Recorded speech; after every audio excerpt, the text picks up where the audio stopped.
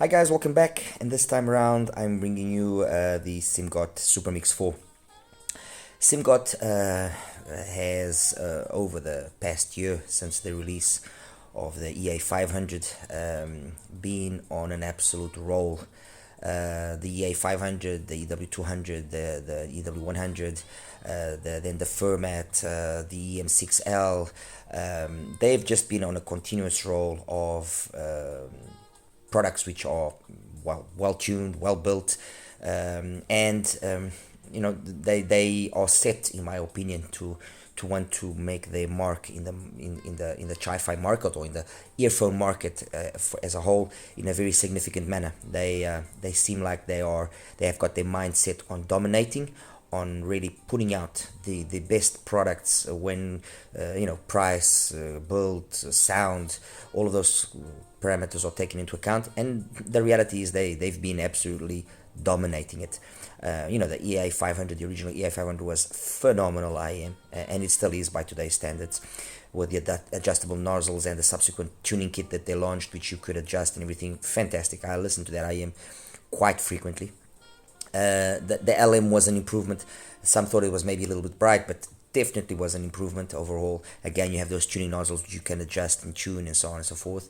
The EW200, again, an IM that for the price of around $40, it basically just tramples everything else, and if it doesn't trample, it surely trades blows with way more established, let's say, members of that price group, and even goes far and beyond its own price point, going up against way more expensive IMs. Anyway, the reality is this: whatever the product is, less or more or less, all of them have been phenomenal. And now it seems that SIMGOT is wanting to enter the multi-driver market in a more serious manner. The only one they had up to now was the M6L, which personally I think is an amazing IM for the $109 or whatever. It's I think 109 or 112, something like that. Asking price. It is a OnePlus 4, which honestly you have very little that you can nitpick on it. But now they've launched the SuperMix4, and they've also launched the EM10, which I'll be reviewing as well briefly. The SuperMix4 is, well, not novel, because there is another IM which has already used these four driver types in one IM. So in the case of the SuperMix4, we have one DD, one BA, one planar, and one PZT. The other IM that did use the same technology was the QE Quintet, where the only difference is that it uses two BAs instead of just one BA. And when you're using so many different driver types, and with different characteristics, each one of them, it's the coherence, it's how you match all those driver types which makes the difference, which makes it stand out, which makes it unique. And that's basically the difficulty when you have multi-driver IMs. I mean, a single DD, you don't have to worry about it. It's just basically tune it, try and see what sort of sound you want, and that's that. When you start implementing BAs, multiple BAs, ESTs, it complicates things. You really have to you really have to know what you're doing, so that you can see the mix of those drivers come together in a perfect symbiosis, and not each one of them has their own thing and you can pick out one or the other. Anyway, let's just take you through the box quickly. Very nice, very understated, the usual SIMGOT style. Nice. I like this green color that they used here. Actually, this is just a little detail. It would have been nice if the actual faceplate of the IM would have been in this green color. That's something that I would have liked to have seen. You remove okay, in the back it's got some information, the graph, which kind of follows the Harman the type of tuning curve. Anyway, remove the sleeve, and inside the IMs came over here. Okay, underneath that is a little box which brought the ear tips, and which I have inside it now the stock cable. Let me just, this side is better. Let me just show you the stock cable. I'm not using the stock cable. It's not that the stock cable is bad. It isn't bad. It's actually not a bad cable. It's fine. It's got 3.5 2-pin terminations. It's fine. I just thought that the cable that I used was better. And not only or in its physical appearance, but also in its characteristics. It just performed a little bit there. And inside this box, you have the carrying case. Anyway, this is the box. Simple, straight to the point.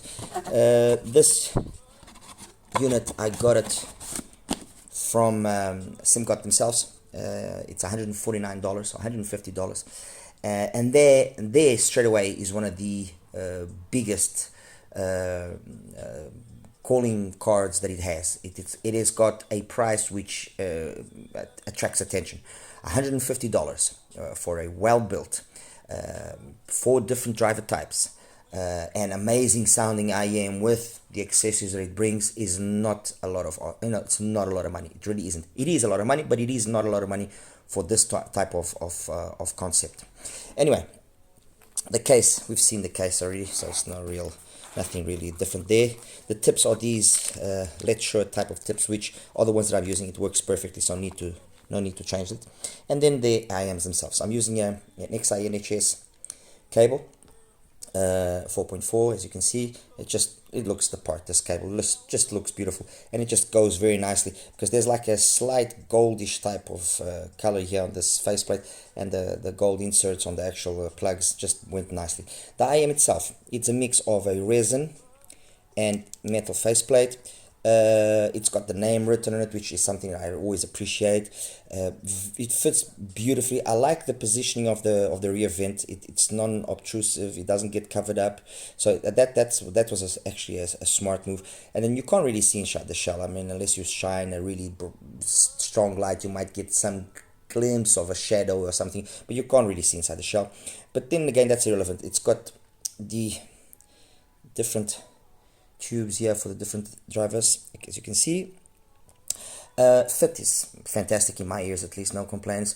It isolates well. It just honestly, when it comes to that side of things, ergonomically perfect.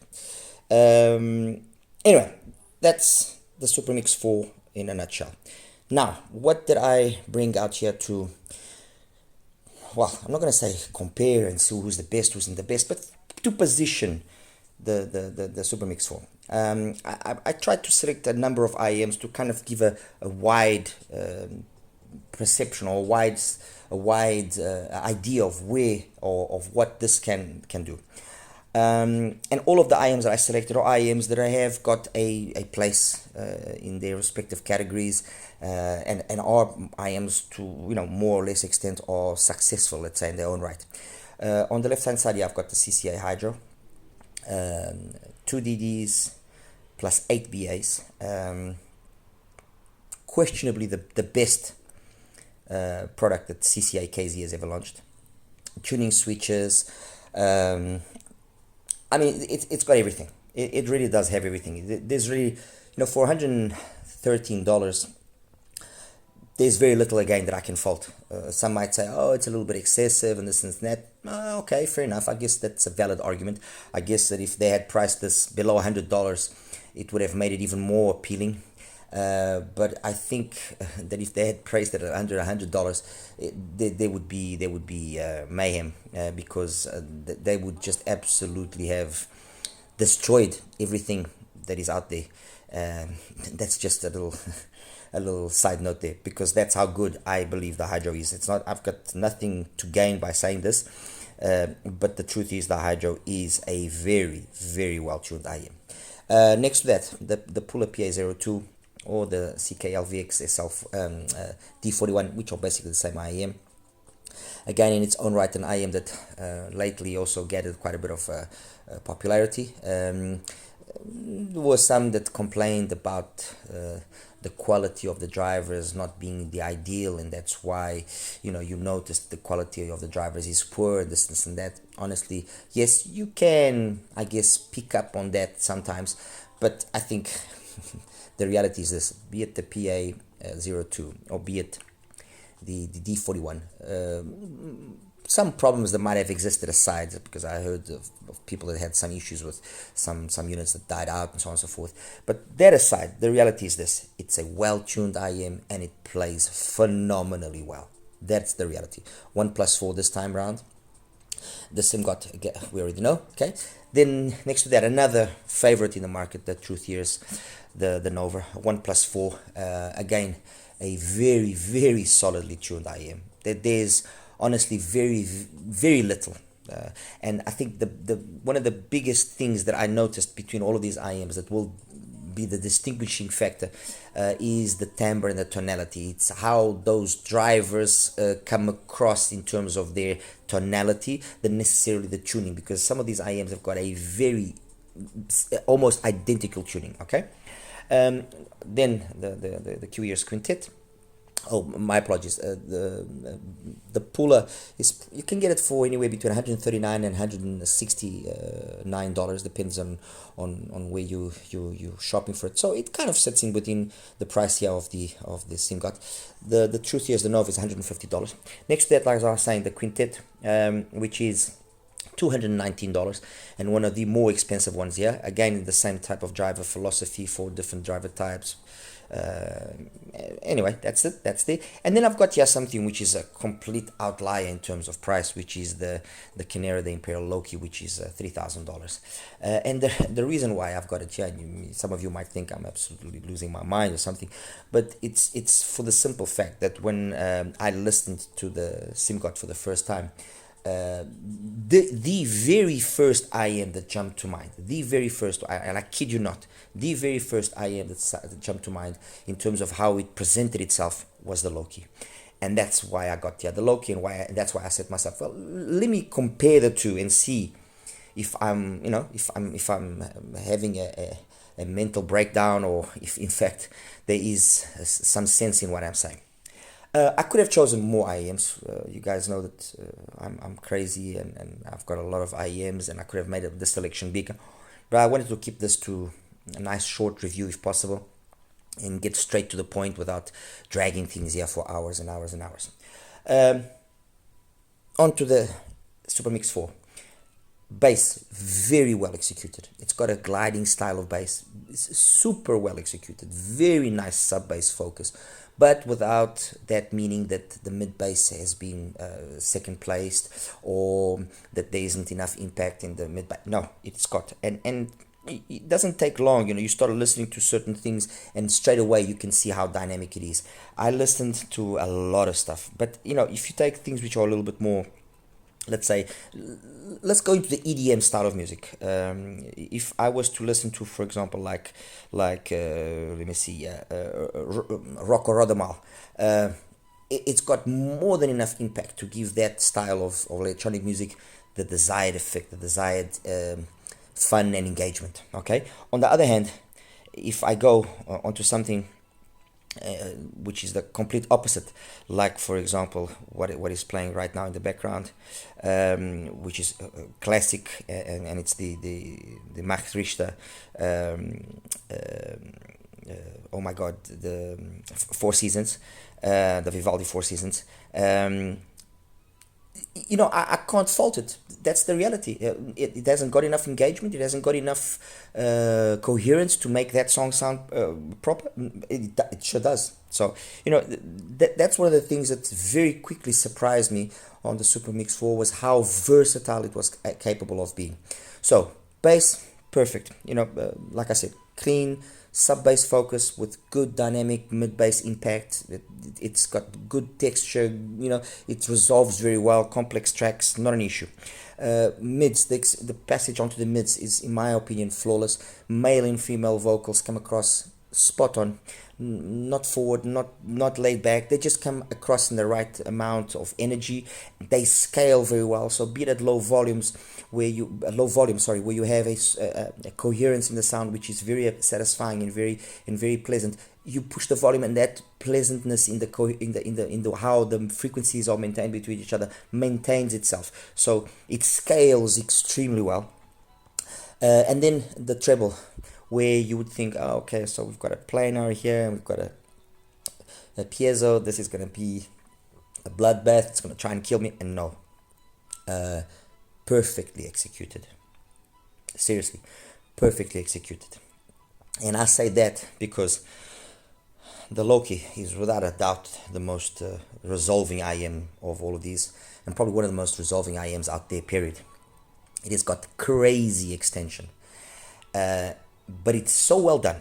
It is so well executed that even for those that might not like it, or that might not be your cup of tea, having all that treble energy and so on, the quality of what is there is so good. It's just the same analogy can be made for those IMs that got a ton of bass.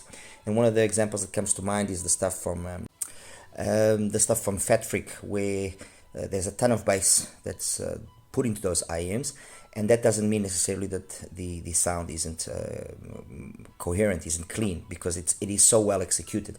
And that's the same thing here. So you can have IMs which have basically an extreme in their frequencies, be it in the upper mids and treble, which is the case of the Loki, or the opposite, which is the case of the Fat Freak stuff, which has got a lot of bass. And if they're well done, then that's really not a problem.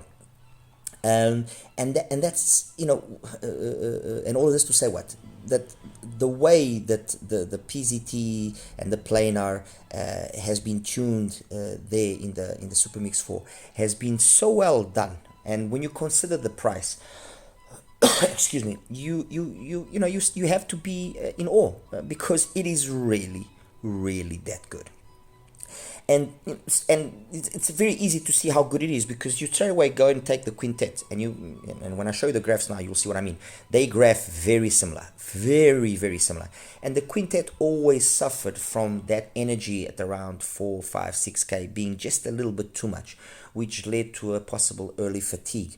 And that made the bass, which by itself was an excellent bass, maybe not have the desired effect that it had. So you could notice, for example, the BA timbre there, a little bit more. Over here, be it the BA timbre from the single BA, or then be it the timbre associated with the planar and the PZT, everything is so well matched, so well put together, that it just sounds phenomenal. Honestly, it just sounds phenomenal. And like I was saying, you go through a couple of songs, you start listening. You listen to Love Overdue from Egyptian, for example, and it plays it well. You listen to Andrea Razzuti, Rasio Bossa, it plays it well. You listen to Django McRoy, Space. I mean, fantastic. The male vocals is absolutely beautiful. You listen to Shelby Lyon, Just a Little Love. The bass, the amount of weight that you have of bass in that song, and then her voice, crystal. It is truly a very well tuned IM, and the differences that you start then seeing between it and all of these IMs, because that's the reality. They all are well tuned. I can't stand now here and say, oh no, they are not well tuned, and this is now the new kink. No, that's nonsense. It has got very positive points going for it. The first one, and the main one, I would say, is the fact that they've been able to give us a super high-end tuning for $150.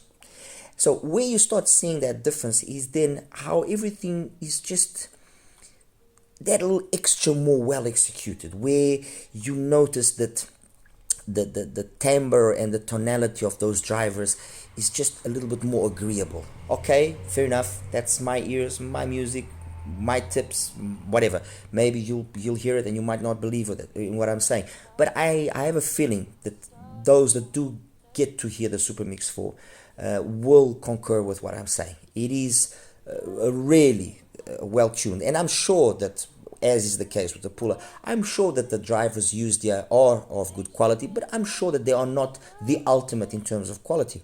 I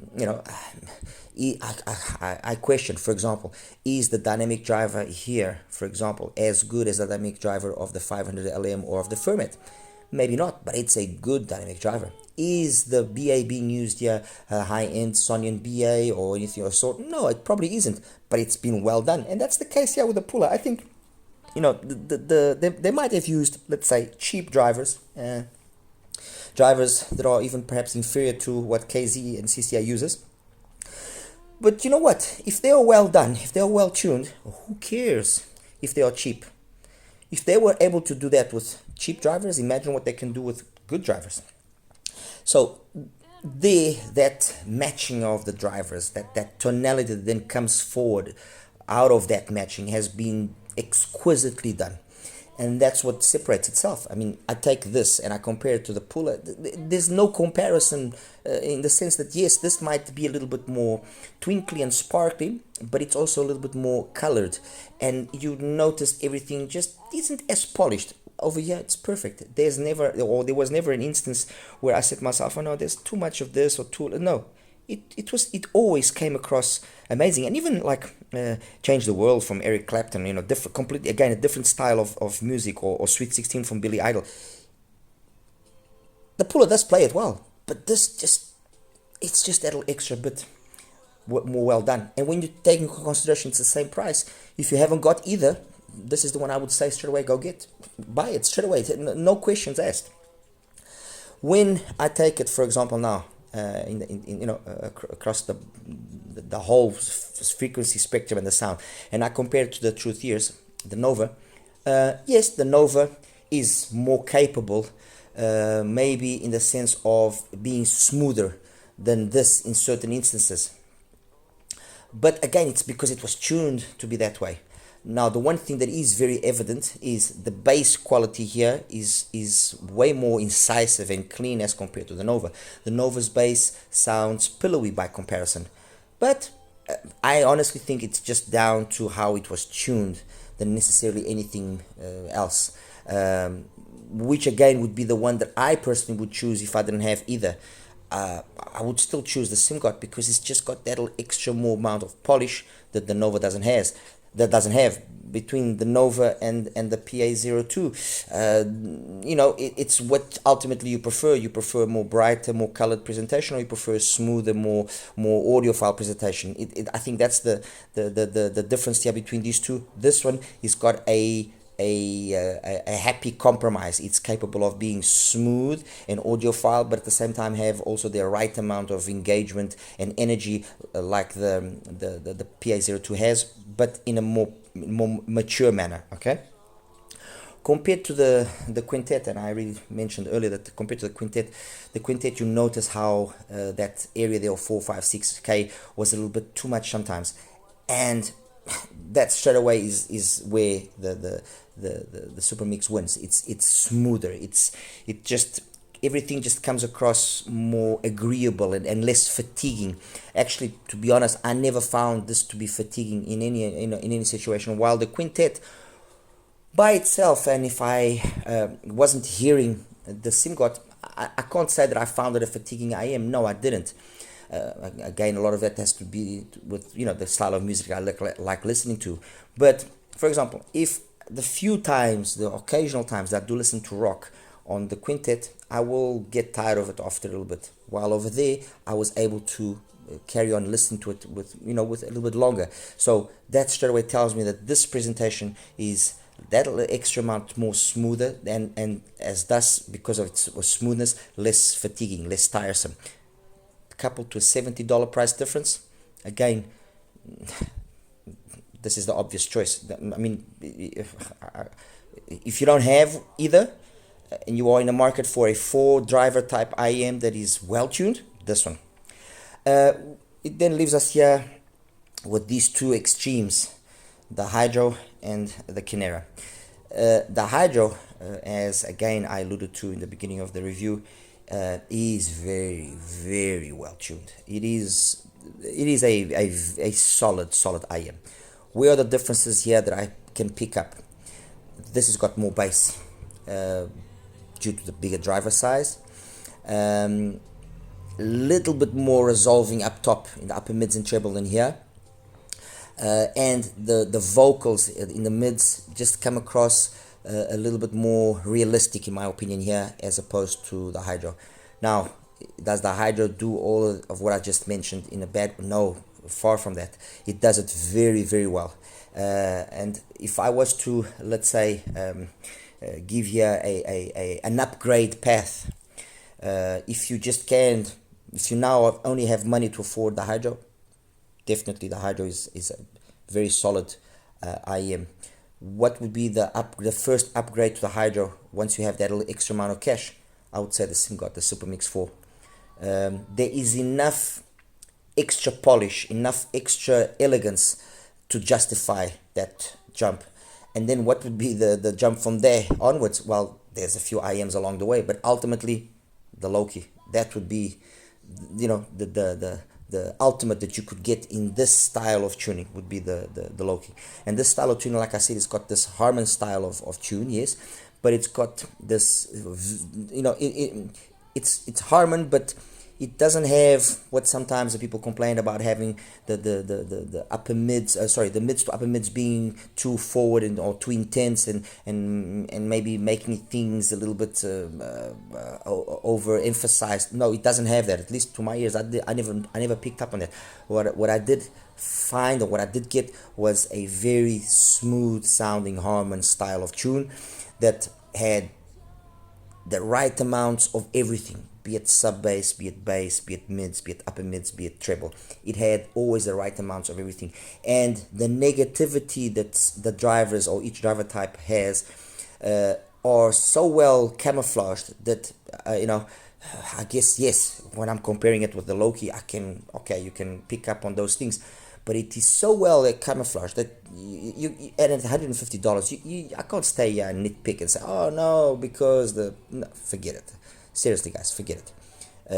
You know, if I have to say, to resume or to conclude here, out of all of these IMs, and let's forget the low key, because obviously the low key is in a different price bracket altogether. But out of all of these IMs, you know, what are the IMs here that perhaps stand out with the various factors involved in what I'm about to say? You know, build quality, price, overall sound, company history, all of those things. Which are the IMs here that stand out?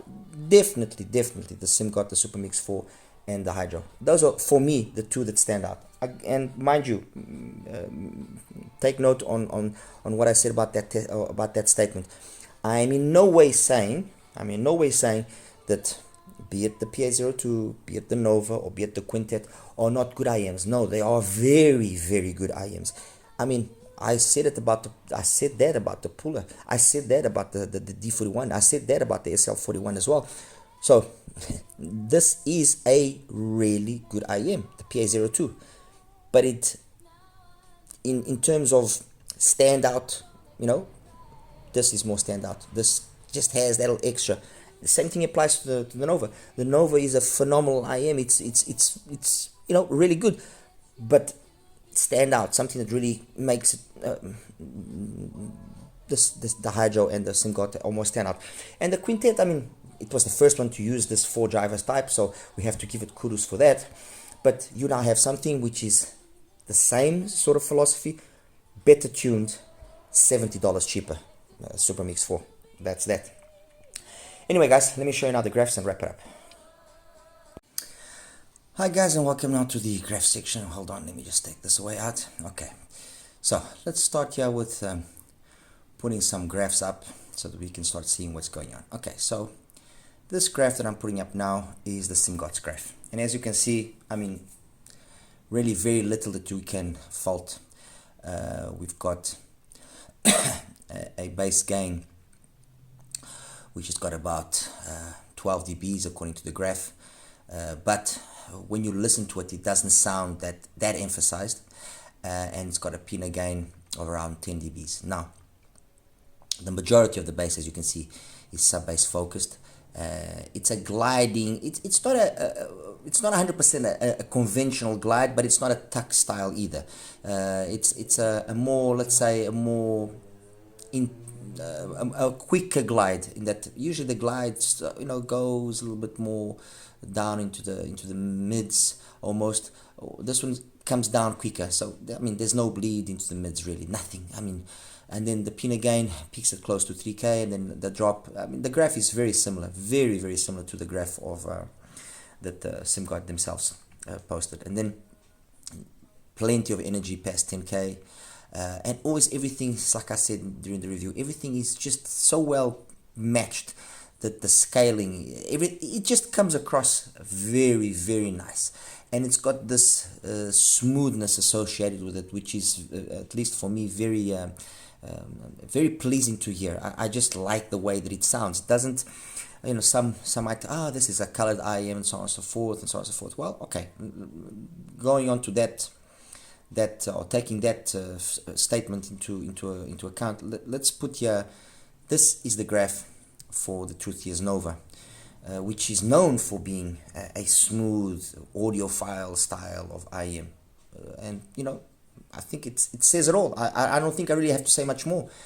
My Nova, measured in my rig using an AP98 DAC dongle with the CS43198, which measures phenomenally well all of the IMs that I have, using my clone rig 711. That's how my Nova measures, and that's how my SuperMix4 measures. And the SuperMix measures like SIMGOT's own graph. I think it's there. I mean, you take your own conclusions. Now, the interesting thing is, when you listen to one and the other, like I said, you notice that the Truth Hears the Nova, the bass is just a little bit more soft, although it's got the same graph representation, it just sounds not as incisive, not as impactful, not as authoritative. The SuperMix bass sounds way more authoritative, way more. It doesn't take much to notice that. Okay, if the song has bass, you'll notice it. Period. Otherwise, the way the pin again is done, the way it peaks, how then it drops off, it's very similar.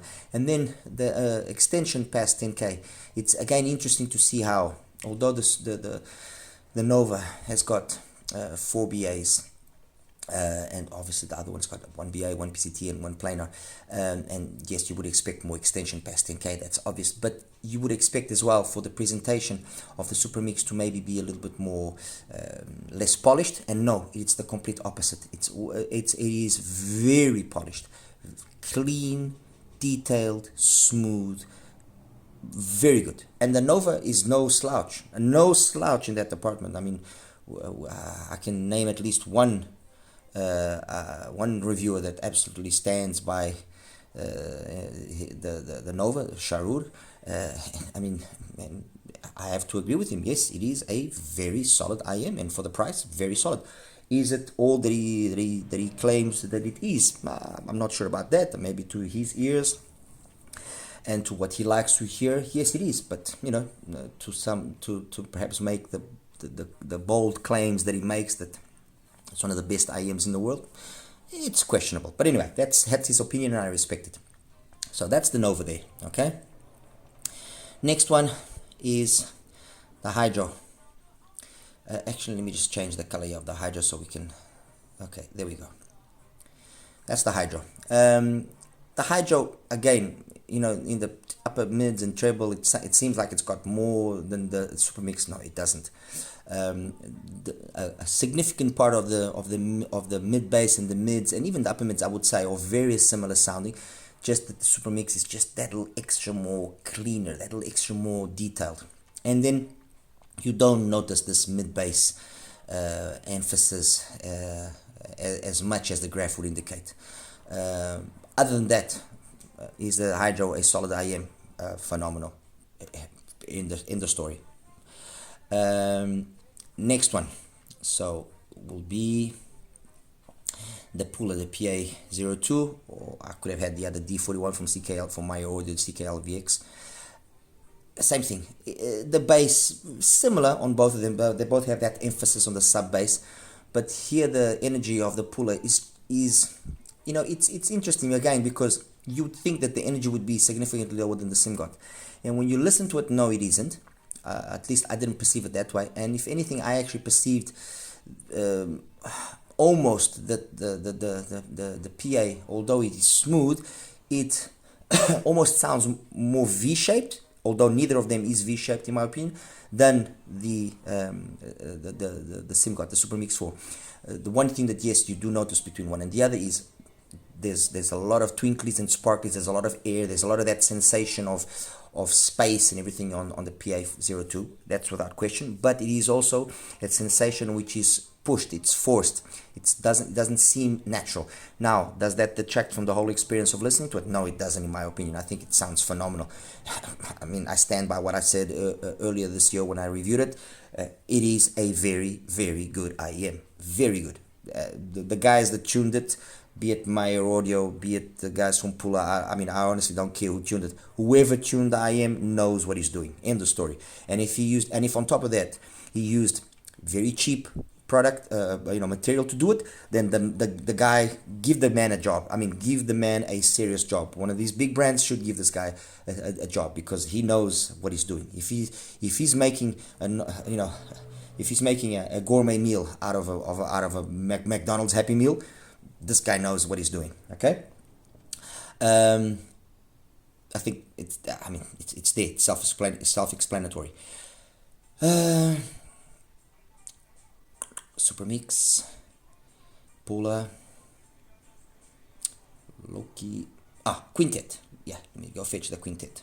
There we go. That's the Quintet. As I said, the Quintet and the Nova are probably the two IEMs that graph the most similar. And you listen to the Quintet, and the Quintet, by comparison to the Supermix, sounds less elegant, less polished. It sounds more fatiguing over more extended periods of time, and especially with specific genres. That is just my opinion. You might not agree, you don't have to agree, but that's my opinion. Does that mean again that it's not a good IEM? No, it is a very good IEM, but compared to the SuperMix4, the SuperMix4 is a better implementation. $70 cheaper. It's just been more. It's a better, well done. It's better. Well, that's it.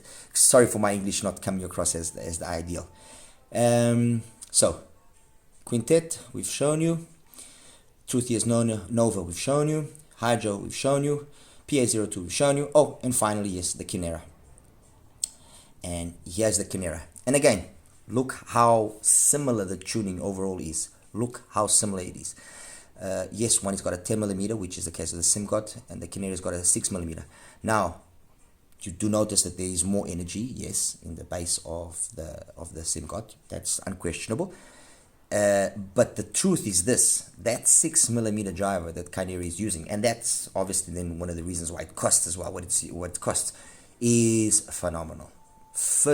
I mean, you have to hear the Kinera and to really appreciate what a 6mm driver can do. I can only fathom what two of these drivers, for example, in a compound setup, something along the lines of, for example, the Penonda 10th anniversary, something along those lines. I can only imagine what two of those drivers would do in terms of bass performance. Honestly, I can only imagine. The biggest difference that you notice in the tuning when you're listening to one and the other, yes, okay, the Canary's got a lot more detail, yes, but truth be told, and again, I kid you not, with certain songs and under certain volume levels, the difference was not as significant as you would expect. I mean, we're talking $150 versus $3,000. The Kinera, basically, I can buy every other IEM here, and a deck, and a dongle, and an amp, and still have money left over, okay? So the fact that the SIMGOT is able to give us a sound which is very Kinera low-key-ish like, I think is quite an achievement. Honestly, I really do think it's quite an achievement, and I stand by what I said earlier. In terms of a progression of upgrade, if you have a Hydro, you want to progress to something a little bit better than that at not much more money, definitely the SIMGOT SuperMix4. An upgrade from that, in due time I will give you an upgrade between that and then the low-key. But as the ultimate upgrade following that style of tuning, definitely the low-key would be, I guess, the ultimate that you could get following that philosophy of sound. Okay, guys, as always, like and subscribe. Any questions, please feel free to ask me, and I'll do my best to answer as quickly as possible. Okay, take care now. Bye-bye.